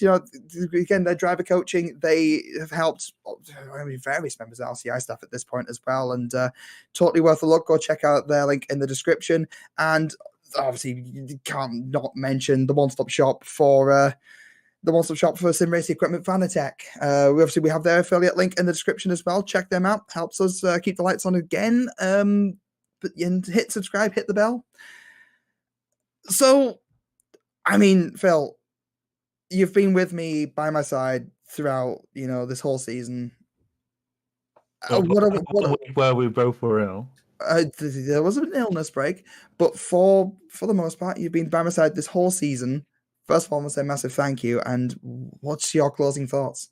Closing thoughts? Well, I need to go and get a drink after this because my voice is absolutely not as bad as it was when I was ill, but it's definitely one of those ones where it's been an eventful race, or eventful 2 races actually. Very impressive driving from everyone. But yeah, full credits to everyone who stayed and lasted the race, and hopefully we see everyone around for next Thursday Champ in the new year. That's it. Familiar faces, hopefully new ones as well. I mean, there we have it. I believe that will be John and Razor taking the overall championship. It's Andy Boardman taking the TCX championship, at least for the pro class. And I believe other scores need to be tallied up as well. So as much as I'd love to bring you more information at the moment, I don't particularly have it. I want to say a massive thank you, the biggest thank you to I'm getting ahead of myself. Massive thank you to Christian for broadcasting tonight's race as well. And a massive thank you to everyone in the chat. Thank you for joining us.